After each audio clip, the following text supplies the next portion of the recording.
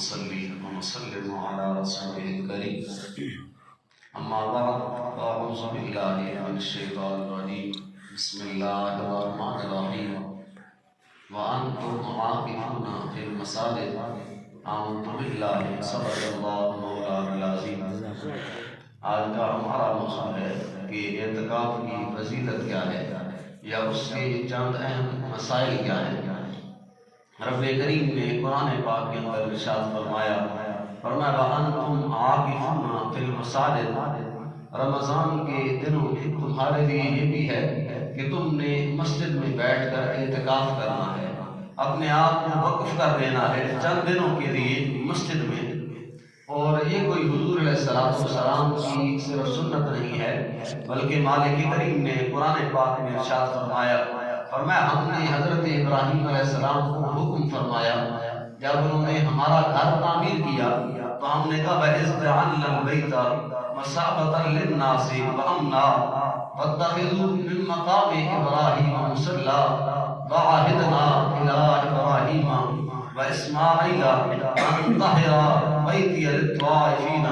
وَالْعَاكِفِينَ وَالرُّكَّعِ السُّجُودِ۔ رب کریم نے بڑی وضاحت سے فرمایا ہم نے خانہ کعبہ کی تعمیر کے بعد حضرت ابراہیم اور حضرت اسماعیل علیہ السلام سے کہا تھا کہ تم نے ہمارے گھر کو صاف کرنا ہے تاکہ یہاں آنے والے جو ہیں جو طواف کرنے والے ہیں ان کے لیے ہمارا گھر صاف ہو، والعاکفین اور وہ جو یہاں اعتکاف کرنے والے ہیں ان کے لیے ہمارا گھر صاف ہو، والرکع السجود اور جو سجدے کرنے والے ہیں رکوع کرنے والے ہیں نماز پڑھنے والے ہیں ان کے لیے ہمارا گھر صاف رکھو۔ تو اعتکاف کی جو فرضیت ہے، جو نیت ہے، جو سنت ہے وہ شروع سے چلتی آ رہی ہے۔ اور اعتکاف ہے کیا؟ اعتکاف سنت علی المؤکدہ علی الکفایہ ہے، یعنی سنت مؤکدہ کیا ہوتی ہے اس پر حضور علیہ السلام نے ہمیشہ دوام اختیار کیا۔ نبی کریم صلی اللہ علیہ وسلم مکہ سے ہجرت کر کے مدینہ منورہ گئے تو جب مدینہ گئے اس سے لے کر وفات تک کبھی حضور علیہ السلام نے اعتکاف نہیں چھوڑا تھا، ہر سال اعتکاف کیا کرتے تھے۔ نبی کریم صلی اللہ علیہ وآلہ وسلم نے رمضان کے روزے شروع ہوئے پہلے دن سے اعتکاف شروع کر دیا۔ 10 دن مکمل ہوئے تو صحابہ کو حکم فرمایا ہم 10 دن اور اعتکاف کریں گے۔ اب 10 دن اور اعتکاف شروع کر دیا۔ اب جیسے ہی 20واں روزہ تھا میرے کریم محبوب علیہ السلام جس خیمے میں اعتکاف کے طور پر بیٹھے تھے حضور علیہ السلام نے خیمہ تھوڑا سا سرکایا اور باہر سر نکال کے فرمایا ہم اعتکاف صرف اس نیت سے بیٹھے تھے کہ ہم لیلۃ القدر کو تلاش کرنا چاہتے ہیں۔ مالک نے فرمایا انا انزلناہ فی لیلۃ القدر، ہم نے اس قرآن کو لیلۃ القدر میں نازل کیا ہے۔ پھر فرمایا وما ادراک ما لیلۃ القدر، مالک نے فرمایا انسان تو کیا جانے کہ لیلۃ القدر کیا ہے؟ تجھے تو ادراک ہی نہیں ہے، تجھے تو سمجھ اور بوجھ ہی نہیں ہے کہ لیلۃ القدر کیا ہے۔ فرمایا ہم اس کی وضاحت کر دیتے ہیں کہ وہ قدر والی رات کون سی ہے، اس کی قدر کرنی چاہیے، اس کی اہمیت کیا ہے، اس کی ایک رات کی فضیلت کیا ہے۔ فرمایا لیلۃ القدر خیر من الف شہر، رب کریم نے فرمایا لیلۃ القدر جو ہے وہ ایک طرف 1000 مہینے رکھ دیے جائیں، ایک طرف صرف لیلۃ القدر کی رات رکھ دی جائے تو لیلۃ القدر کی ایک رات 1000 مہینوں کی راتوں سے بہتر ہوا کرتی ہے۔ لیلۃ القدر خیر من الف شہر، 1000 مہینوں سے بہتر ایک لیلۃ القدر کی رات ہے۔ اس لیے تنزل الملائکہ والروح فیہا بإذن ربہم من کل امر سلام ہی حتی مطلع الفجر، فرمایا فجر تک، شام سے لے کر فجر تک فرشتے آتے رہتے ہیں، اس میں حضرت جبریل امین آتے ہیں۔ تو نبی کریم صلی اللہ علیہ وسلم نے فرمایا صحابہ ہم نے پہلے روزے سے اعتکاف اس لیے شروع کیا تھا کہ ہم لیلۃ القدر کو تلاش کرنا چاہتے تھے۔ اب 10 مکمل ہوئے ہیں، ہمیں لیلۃ القدر نہیں ملی ہے، اگلے 10 مکمل ہوئے ہیں، ہمیں ابھی بھی لیلۃ القدر نہیں ملی ہے۔ نبی نبی کریم صلی اللہ علیہ وسلم نے فرمایا حکم میرا یہ ہے کہ اگلے 10 دن بھی اعتکاف کرنا ہے. اور نبی کریم صلی اللہ علیہ وآلہ وسلم نے فرمایا آسانی پیدا کر دی گئی ہے، رب کی طرف سے حکم واضح کر دیا گیا ہے کہ لیلۃ القدر کی جو رات ہے وہ آخری 10 راتوں میں رکھی گئی ہے. اب پھر صحابہ کرام آگے بڑھے. اگر صرف ہوتا نا کہ پورے مہینے میں ہے تو ہمارے لیے آج اعتکاف پورا مہینہ بیٹھنا ہوتا، ہم نے پورا مہینہ بیٹھ کر لیلۃ القدر کو تلاش کرنا ہوتا. اور اگر ہوتا نا 20 دن بیٹھنا ہے پھر بھی بڑا مشکل تھا. اور اگر یہ ہوتا جیسے 10 دن بیٹھتے ہیں کہ ہر رات میں لیلۃ القدر کو تلاش کرنا ہے پھر بھی بڑا مشکل تھا. صحابہ کرام آگے بڑھے، عرض کی حضور علیہ السلام سے پوچھا آخری 10 راتوں میں لیلۃ القدر ہے؟ میرے کریم محبوب نے فرمایا ہاں. صحابہ نے عرض کی کہا تھوڑا اور آسان کر دے، تھوڑی اور اس میں گنجائش کر دے، کوئی اور اس میں آسانی کر دے. میرے کریم محبوب علیہ السلام نے فرمایا آخری عشرے کی آخری 10 روزوں کی تاک راتوں میں تلاش کرو. وہ 4 بنے وہ 5 بنے، فرمایا تاک راتوں میں تلاش کرو، ان تاک راتوں میں تمہیں لیلۃ القدر کی رات نصیب ہو جائے گی. سبحان اللہ. تو یہ مالک کریم کے محبوب علیہ السلام کا احسان ہے ہمارے اوپر کہ ایک وہ رات جو کہ 1000 مہینوں سے بہتر ہے، اس رات کو ڈھونڈنے میں بڑی آسانی پیدا کر دی ہے. پورا مہینہ کدھر، 30 دن کدھر اور 5 راتیں کدھر. فرمایا 30 راتیں چھوڑو، صرف 5 راتیں داغ جاگ لیا کرو، ان میں یاد کر لیا کرو اپنے مالک کو، ان میں تم لیلۃ القدر کو پا دو گے. ان راتوں میں تم لیلۃ القدر کو جب حاصل کرو گے تو تمہاری اس ایک رات کی عبادت 1000 مہینوں کی عبادتوں سے افضل اور اعلیٰ ہو جائے گی. سبحان اللہ. حضرت ام المؤمنین عائشہ صدیقہ رضی اللہ تعالی عنہا فرماتی ہیں کہ نبی کریم صلی اللہ علیہ وآلہ وسلم کے اس زمانے میں جب کبھی آخری عشرہ شروع ہوتا تھا تو مائی صاحبہ فرماتی ہیں حضور علیہ السلام قبر بستہ ہو جایا کرتے تھے، اپنی قبر سیدھی کر لیا کرتے تھے، اس لیے کہ حضور علیہ السلام راتوں کو زندہ رکھتے تھے، کبھی رات کو سویا نہیں کرتے تھے ان دنوں میں. اور فرمایا صرف خود نہیں ایسا تھے کہ خود راتوں کو زندہ رکھتے تھے بلکہ اپنے گھر والوں کو بھی ساتھ جگایا کرتے تھے، ہمیں بھی ساتھ کہا کرتے تھے تم ہمارے ساتھ جاگو، ہم نے لیلۃ القدر کو تلاش کرنا ہے.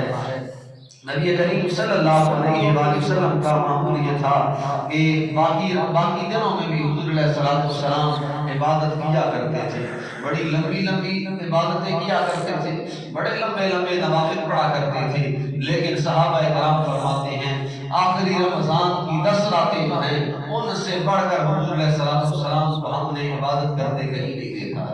ان دنوں میں سب سے زیادہ عبادت کیا کرتے تھے. حضرت علی المرتضیٰ رضی اللہ تعالیٰ عنہ فرماتے ہیں ہم آپ کے گھر میں رہتے تھے، آخری 10 دن آتے تھے تو حضور علیہ السلام ہم سب کو ساتھ ہی جگایا کرتے تھے اور فرماتے تھے ہم نے مل کر عبادت کرنی ہے، ہم نے اپنے مالک کو راضی کرنا ہے. وقت آ گیا ہے کہ ہم نے مالک کو راضی کرنا ہے. اور جو بندہ اعتکاف بیٹھ گیا ہے، نبی کریم صلی اللہ علیہ وآلہ وسلم نے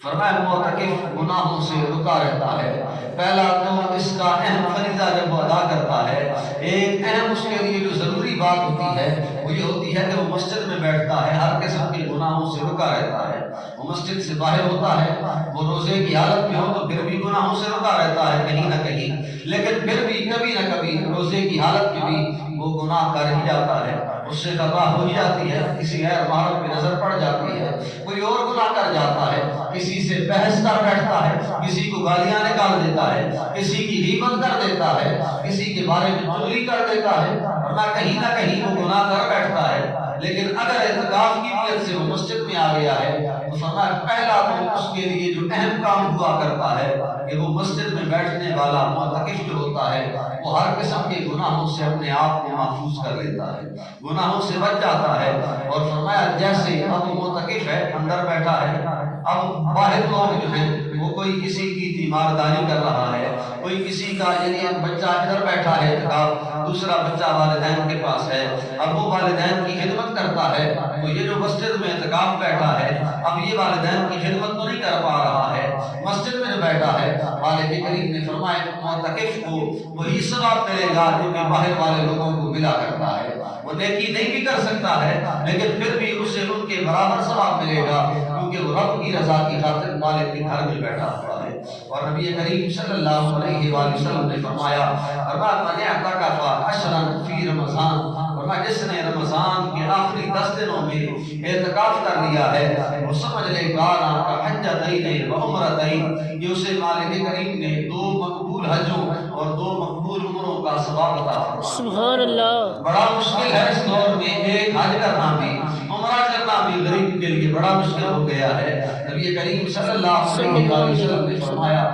10 دن اعتکاف بیٹھ جاؤ، بشارت میں دیتا ہوں تمہارا حج بھی قبول ہو گیا ہے، تمہارا عمرہ بھی قبول ہو گیا ہے۔ بندہ 15-20 لاکھ لگا کے آج عمرہ کرتا ہے، حج کرتا ہے، اور حج کرنے کے بعد پتہ نہیں ہے قبول ہے یا نہیں۔ 4-5 لاکھ لگا کے عمرہ کرنے جاتا ہے، پتہ کوئی نہیں ہے کہ قبول ہوا ہے یا نہیں، کوئی سرٹیفکیٹ نہیں ہے، کوئی دستخط یا کوئی مہر نہیں ہے۔ لیکن جو رب کی رضا کی خاطر اعتکاف بیٹھ گیا ہے، قیامت تک آنے والے مسلمان کے لیے حضور علیہ السلام کی مہر ثبت ہو گئی ہے، اور میں مالک اسے 2 حجوں کا اور 2 عمروں کا ثواب عطا فرمایا۔ سبحان اللہ۔ تو یہ بڑا ہی اہم فریضہ ہے جو کہ ادا کرنے کے لیے اب ہم دور ہوتے جا رہے ہیں۔ کیوں؟ کیونکہ مسجد کے ساتھ ہماری جو محبت تھی وہ کم ہوتی جا رہی ہے، فاصلے مومن اور مسجد کے درمیان بڑھتے جا رہے ہیں۔ وہ جو پہلے ہوتا تھا کہ بندے کا دل مسجد میں لگا رہتا تھا، اگر چلے کہیں ایسا بھی ہے کہ بندہ جوانی میں نہیں بھی آتا تھا، لوگ بوڑھے ہو جاتے تھے تو 5-7 بزرگ ایسے ہوا کرتے تھے گاؤں میں جو ہمیشہ مسجد میں رہا کرتے تھے، جن کا لگاؤ مسجد کے ساتھ بڑا ہوا کرتا تھا، وہ آتے تھے مسجد کی صفائی کرتے تھے، خیال رکھا کرتے تھے۔ وہ اس وقت یہ تھا پانی بھی نہیں ہوتا تھا، وہ پانی بھی بھرا کرتے تھے، لوگوں کے لیے انتظام بھی کیا کرتے تھے۔ ہمیں تو آج کچھ نہیں کرنا پڑتا ہے، آتے ہیں گھر سے وضو کر کے نماز پڑھ کے چلے جاتے ہیں، ایک پنکھے کا بٹن بھی آن کرنا ہونا تھا ہمیں وہ بھی نہیں آن کرنا پڑتا ہے، اور ہم کرتے بھی نہیں ہیں، گرمی میں کھڑے رہیں گے نہیں کریں گے کوئی اور ہی کرے، اتنا بھی ہم نہیں کر سکتے ہیں۔ آسانیاں ہو رہی ہیں ہمارے لیے، لیکن محبت جو تھی نا مسجد کے ساتھ وہ ہماری کم ہوتی جا رہی ہے۔ وہ کسی نے بڑا خوبصورت جملہ لکھا ہے کہ جب تک مسجدیں کچی تھی نمازی بڑے پکے ہوا کرتے تھے، لیکن اب مسجدیں پکی ہو گئی ہیں، نمازی کچے ہو گئے ہیں۔ جو کوئی کبھی آتا ہے، کبھی اسے وقت ملتا ہے تو آ جاتا ہے، کبھی فارغ ہوتا ہے تو آ جاتا ہے، کبھی مشکلوں نے گھیرا ہوتا ہے تو آ جاتا ہے، کبھی مصیبت گھر میں آتی ہے تو آ جاتا ہے، اور جیسے ہی مصیبت نکلتی جاتی ہے نمازی بھی مسجد سے نکل جاتا ہے۔ بھائی رب کے ساتھ ہمارا رشتہ کیا ہے؟ کیا صرف مصیبت تک رشتہ ہے؟ ہم نے مالک کریم کی ذات کو پھر کس لیے عبادت کے لیے رکھا ہے کہ ہم کس وقت اس کی عبادت کرنے آتے ہیں؟ جب ہمیں پریشانی آتی ہے، جب ہمیں مصیبت آتی ہے، ہم نے تو اپنی غرض کے لیے پھر اپنی عبادت بنا رکھی ہے کہ جب ہمیں غرض ہوا کرتی ہے پھر ہم مالک کی بارگاہ میں آ جاتے ہیں، اور جب خوشحالی آتی ہے، 4 پیسے جیب میں آتے ہیں، جیب بھاری ہوتی ہے، بندہ مسجد کو بھول جاتا ہے، مالک کو بھول جاتا ہے۔ جتنا آپ مسجد سے دور ہوتے جائیں گے اتنے ہی آپ کی ایمان کی کمی واقع ہوتی جائے گی۔ چند ایک مسائل ہیں جن کے بارے میں تھوڑا سا لوگوں کے درمیان کہیں غلط فہمی بھی پائی جاتی ہے کہ ایسا ہوتا ہے یا نہیں۔ پہلا تو یہ ہے کہ مسنون اعتکاف ہے، اب 10 دن ہیں اعتکاف والے، کل سے شروع ہو رہے ہیں۔ ان 10 دنوں میں یہ صرف سال کے ان 10 دنوں میں جو اعتکاف بیٹھے گا وہ سنت اعتکاف ہوگا۔ اب اس سنت اعتکاف میں روزہ رکھنا شرط ہے، روزے کے بغیر نہیں بیٹھ سکتے۔ اب ایک مسئلہ جو ہمارے درمیان گردش کرتا ہے وہ یہ ہے کہ جس نے پہلے روزے کہیں نہیں رکھے ہیں، اس کا 1 رہ گیا ہے یا 2 رہ گئے ہیں، غلطی سے رہ گئے ہیں، جان بوجھ کر اس نے چھوڑ دیے ہیں، ہم کہتے ہیں اب وہ اعتکاف نہیں بیٹھ سکتا، اس نے تو روزے ہی نہیں رکھے ہیں، اس نے تو تراویح ہی نہیں پڑھی ہے۔ ایسا کوئی مسئلہ نہیں ہے، چاہے اس نے پورا مہینہ ہی تراویح نہیں پڑھی ہے، 20 دن گزر گئے ہیں، 1 دن بھی نہیں آیا ہے، مسئلہ ہے۔ اور کہیں یہ بھی کہا جاتا ہے کہ آپ چھوٹ دے دیتے ہیں، بھائی شریعت نے چھوٹ دی ہے، میں کیا چیز میں کیا کہوں کہ اس کے بارے میں سختی کرنے کے لیے اگر میں یہاں بیٹھ کر مسئلہ غلط بتاؤں تو میری کیا ضرورت ہے؟ جو شریعت کا مسئلہ ہے، بندہ 20 دن بھی نہیں پڑتا ہے تراویح، 20 روزے ہی 20 تو اس نے رکھنا ہے نا، اس نے مغرب سے پہلے بیٹھنا ہے، 19 روزے پورے ہی نہیں رکھے ہیں، آخری 10 دن اس نے رکھنے ہیں، وہ بیٹھتا ہے اعتکاف تو اس کے لیے اعتکاف جائز ہے۔ جب شریعت نے مسئلہ رکھا ہے کہ پہلے روزوں کا اعتکاف کے ساتھ کوئی تعلق نہیں ہے، جب وہ اعتکاف بیٹھے گا تو اس دوران اس نے روزے سارے رکھنے ہیں، جب وہ اعتکاف بیٹھے گا اس دوران اس نے تراویح ساری پڑھنی ہے، پہلے روزوں کا اس اعتکاف کے ساتھ کوئی تعلق نہیں ہے۔ اب دوسری صورت یہ ہے، کبھی نمازی آتے ہیں وہ کہتے ہیں تم اعتکاف بیٹھا ہوا ہے، تیرے لیے ضروری ہے تم کپڑا کر کے بیٹھ، یعنی رومال یا چادر کر کے، تاکہ آنے والے کو پتہ چلے۔ اب یہ مسئلہ ایسی جگہ پہ تھا جیسے پہلے آپ کی مسجد تھی کہ جمعہ کی نماز نہیں ہوتی ہے، اب یہاں سے چلتے ہوئے دوسری مسجد میں جمعہ کے لیے جانا پڑتا تھا، تو اب وہ جو بندہ باہر نکلا ہے نا، اب باہر سے کئی لوگ ملتے ہیں، کسی کو نہیں پتا ہے کہ یہ اعتکاف بیٹھا ہے، اب وہ جو رستے میں جا رہا ہے پھر اس کے لیے ضروری ہے کہ وہ کپڑا کر کے جائے، تاکہ گزرنے والے بندے کو پتا چل جائے کہ یہ اعتکاف بیٹھا ہوا ہے، گرمی ہے، گرمی کپڑا کیا ہوا ہے، تو یہ اعتکاف کی حالت میں ہے، تاکہ وہ آپ سے گپ کے لیے کھڑا ہو، آپ سے باتیں نہ کرے، آپ آرام سے سکون سے جمعہ کی نماز تک پہنچ جائیں۔ اب یہاں جو ہے نا ایک بندہ، دو بندے، تین، چار، جتنے بھی اعتکاف بیٹھے ہیں، ہم یہاں باہر سے تو کوئی نہیں آتا ہے نمازیں پڑھنے کے لیے، ہم سارے اسی گاؤں کے ہیں، ہر کسی کو پتا ہوتا ہے کہ یہ اعتکاف بیٹھا ہے، تو کپڑا کرنا یا علیحدہ ایک کونے میں بیٹھنا کوئی ضروری نہیں ہے۔ اور کبھی یہ بھی کہا جاتا ہے کہ یہ جو چادریں لگی ہیں نا،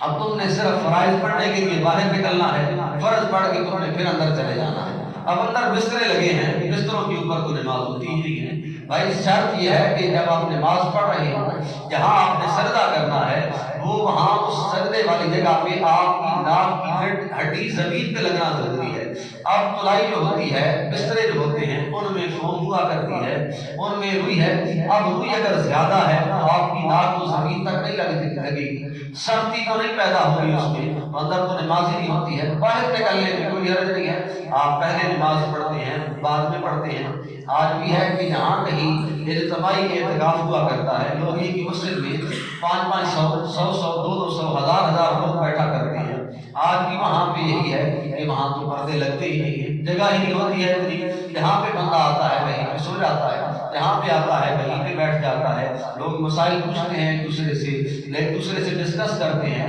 دینی بات کرنے میں کوئی حرج نہیں ہے، مسئلہ پوچھنے میں کوئی حرج نہیں ہے، ضروری بات کسی سے کرنے میں کوئی حرج نہیں ہے، فالتو باتیں، غیر ضروری باتیں بات سے اجتناب کرنا چاہیے، لیکن اس میں بھی اعتکاف ٹوٹنے کا کوئی ایسا ذریعہ نہیں ہے۔ بندہ مسجد میں بیٹھا ہے، مسجد میں بیٹھتے ہوئے جو اللہ کی رضا کی خاطر بیٹھا ہے، ویسے بھی وہ فالتو بات نہیں کرتا ہے، فالتو اور غیر ضروری باتیں نہیں کرتا ہے۔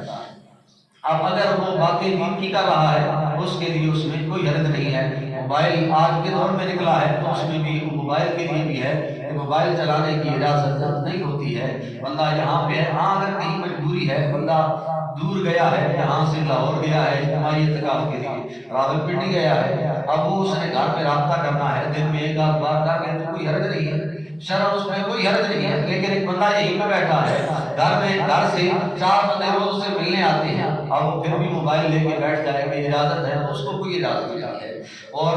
اعتکاف جو ہے وہ مسجد کی حدود میں ہوا کرتا ہے، مسجد کی حد یہ ہے کہ جہاں آپ جوتیاں اتار کے اندر آتے ہیں وہ مسجد کی حد ہے، جہاں آپ جوتیاں پہن کے جاتے ہیں وہ مسجد کی حد نہیں ہے، جہاں آپ وضو کرتے ہیں ٹوٹیوں پہ بیٹھ کر وہ مسجد کی حد نہیں ہے، یہ واش روم جو ہیں یہ مسجد کی حد نہیں ہے۔ یہ نہیں ہے کہ جو 4 دیواری میں آیا ہے وہ مسجد کی حد ہے، مسجد صرف وہی جگہ ہے جہاں لوگ نماز پڑھا کرتے ہیں، اس کے علاوہ جہاں وضو کرتے ہیں، واش روم ہے یا باہر جوتیاں اتارنے کی جگہ ہے، وہ جگہ مسجد میں نہیں شمار ہوتی ہے۔ وہاں اگر بندہ غیر ضروری طور پر 1-2 منٹ کے لیے بھی ٹھہرتا ہے تو اس کا اعتکاف ختم ہو جاتا ہے، وہاں باتیں کرنے لگ پڑتا ہے، پھر بھی اعتکاف ختم ہو جاتا ہے۔ اب 2 اعتکاف والے ہیں، ٹوٹیوں پہ بیٹھ کے وضو کر رہے ہیں، دونوں آپس میں گپے لگا رہے ہیں، تھوڑی سی طور پہ پھر بھی اجازت ہے کہ بندے کو یاد نہیں رہا ہے، لیکن شرع نے پھر بھی کہا ہے کہ تھوڑی دیر گزر گئی ہے، 2-3 منٹ گزر گئے ہیں، وہ پھر بھی گپے لگا رہے ہیں، تو فرمایا کہ مسجد میں بیٹھنے کی ضرورت کوئی نہیں ہے، اعتکاف ٹوٹ گیا ہے۔ اور سگریٹ پینے والا بندہ جو ہے وہ رہ نہیں سکتا ہے، لیکن اعتکاف پہ نہ بیٹھے، اس کے لیے کسی صورت کوئی اجازت نہیں ہے۔ مسجد میں تو ویسے بھی نہیں جائز ہے کہ آپ ایسے کام کریں، نسوار ڈال رہے ہیں، سگریٹ پی رہے ہیں، ویسے بھی نہیں جائز ہے، اور اعتکاف کی حالت میں مسجد کے اندر آپ یہ کام نہیں کر سکتے ہیں۔ اور باہر نکلیں گے سگریٹ پینے کے لیے کہ جوتیوں والی جگہ پہ کھڑے ہیں، یہ مسئلہ میں اس لیے بتا رہا ہوں کہ میں نے سنا ہے کوئی بتا رہا تھا کہ آپ سگریٹ پینے کے لیے آپ کو اگر مجبوری ہے نا تو آپ باہر نکل کے جوتیوں والی جگہ پہ ٹھہر کے پی سکتے ہیں، ایسی کوئی اجازت نہیں ہے۔ اگر آپ وہاں پہ جاتے ہیں تو یہ کوئی شرعاً مجبوری کوئی نہیں ہے سگریٹ پینا آپ کی، کوئی شریعت نے تو آپ کو نہیں کہا ہے کہ آپ نے سگریٹ پینے ہیں، کوئی شرط مجبوری نہیں ہے، آپ وہاں پہ کھڑے ہو کے پیتے ہیں تو پھر آپ گھر چلے جائیں، آپ کا اعتکاف ٹوٹ گیا ہے، اس صورت میں آپ کا اعتکاف قابل قبول نہیں ہوگا۔